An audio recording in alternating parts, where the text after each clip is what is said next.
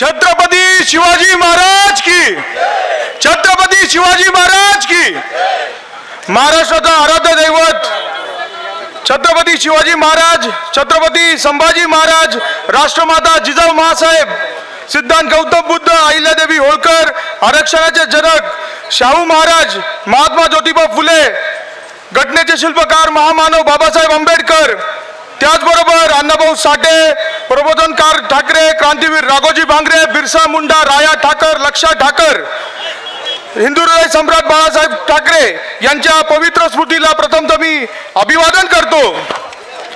आजच्या या जनसंवाद मेळाव्यासाठी मंचावर उपस्थित आदरणीय तळपाडे साहेब, मंचावर उपस्थित सर्वच मान्यवर व माझ्यासमोर उपस्थित अकोला तालुक्यातील तमाम मायबाप जनता। खरं तर मित्रांनो, आपल्याला माहिती आहे महाराष्ट्रभर उद्धव साहेबांची जनसंपर्क यात्रा सुरू आहे आणि अतिशय सुंदर असा प्रतिसाद या यात्रेला मिळतोय। सेनापती बापट एका काळी म्हटले होते का महाराष्ट्र मेला तर राष्ट्र मरल, मराठविना राष्ट्र गाडा चाले, खरं वीर वैरी परधीन जातो, महाराष्ट्र आदर हा अखंड राष्ट्राचा। खरं तर मित्रांनो, आपल्याला माहिती आहे हिमालय ज्या ज्या वेळेस अडचणीत आलं त्यावेळेस सह्याद्री धावून गेलं।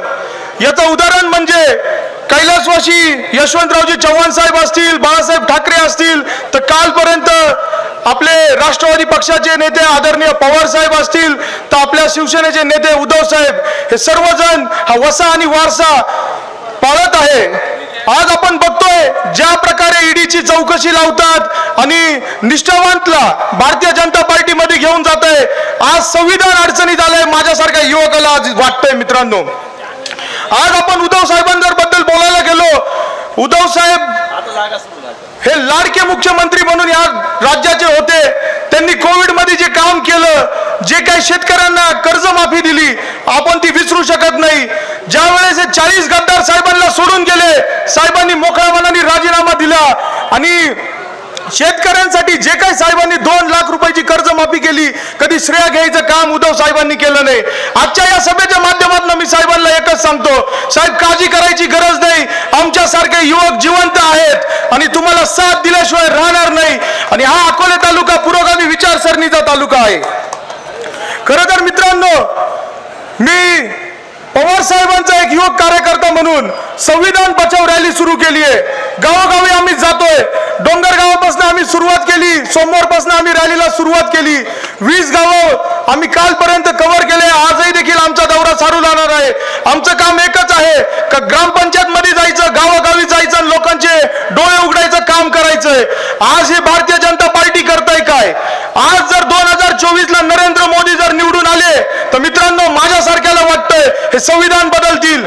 आज इथं अनेक लोक बसलेत, माझ्यासारख्याला वाटतंय जर नरेंद्र मोदी पुन्हा पंतप्रधान जर झाले तर याच्या पुढे निवडणुका होणार नाही। आज संविधान अडचणीत आहे।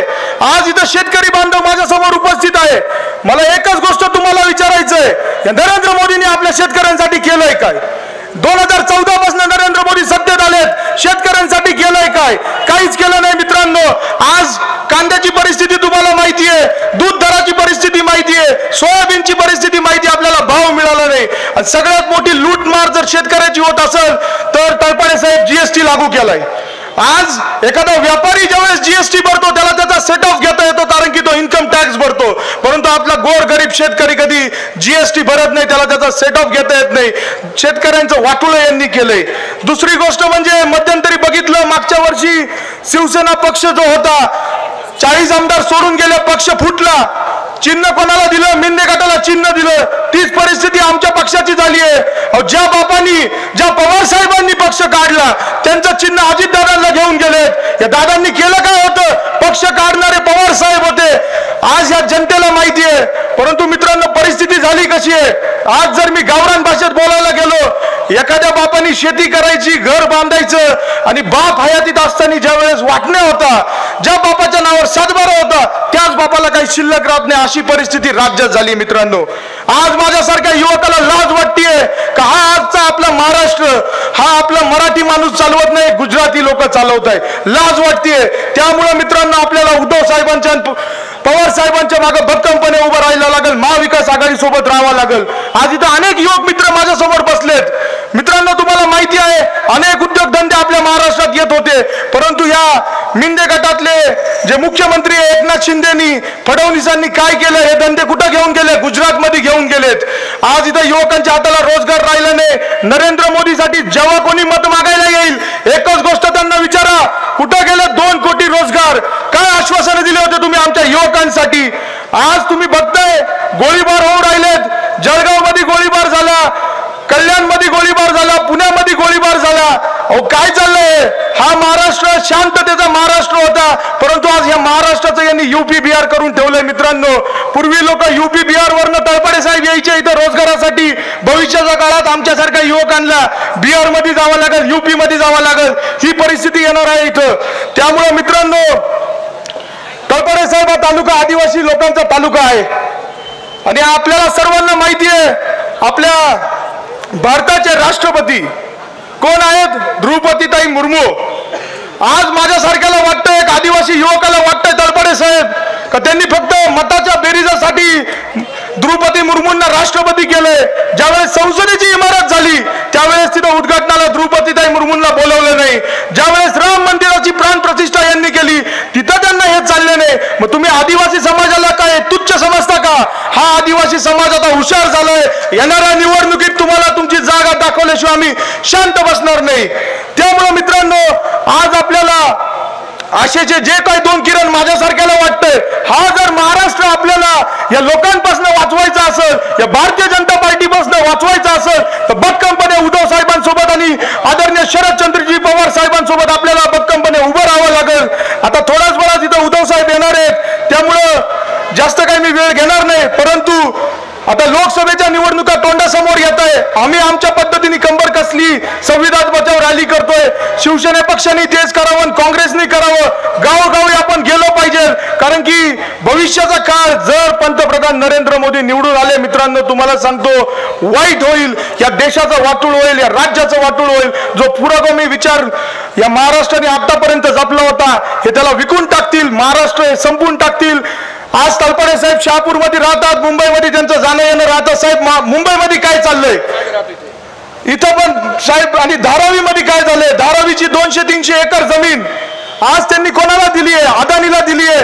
आज नरेंद्र मोदी करू काय पाहत आहे? फक्त श्रीमंतांना श्रीमंत करायचं धोरण आहे. अरे आमच्या शेतकऱ्यांसाठी कधी काहीतरी करून दाखवा, एवढंच मी तुम्हाला सांगतो. जे कोणी मत मागायला येईल, अनेक लोक येतील, सांगतील इतक्या कोटी निधी अकोला तालुक्यात आला. काल परवा मी विरगावलो होतो, रंगनाथ बापूंना भेटलो तिथं. रंगनाथ बापू म्हणे आम्ही अनेक निधी पाहिला, अनेक विकास पाहिला, परंतु हा विकास काय कामाचा?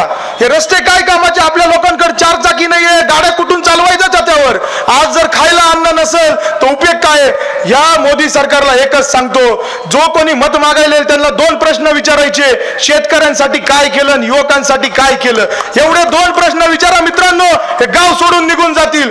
त्यामुळं जी काही राजकीय परिस्थिती आज हो पाहते, उद्धव साहेब पूर्ण ताकदीने जोमलेत, कोकणात गेलेत. तिकडे संभाजीनगर मध्ये त्यांच्या सभा एकदम सुंदर झाला, प्रतिसाद खूप सुंदर आहे. आज आपल्या त्या अगस्ती रुचीच्या पावन पदस्पर्शाने पावन झालेल्या भूमीमध्ये उद्धव साहेब येत आहे. आज उद्धव साहेब आल्यानंतर आपल्याला एकच खात्री त्यांना द्यायची आहे की साहेब तुम्ही काळजी करू नका, हा अकोला तालुका तुमच्या मागे भक्कमपणे उभा राहील. तुम्ही जो कोणी उमेदवार देशाल त्याला आपण इथून बहुमताने त्याला विजय करायचं काम आपल्याला करायचंय. मला संयोजकांनी बोलायची संधी दिली, मी संयोजकांचे आभार व्यक्त करतो. इतकंच बोलून मी माझे 2 शब्द संपवतो, तुमची रजा घेतो. जय हिंद, जय महाराष्ट्र.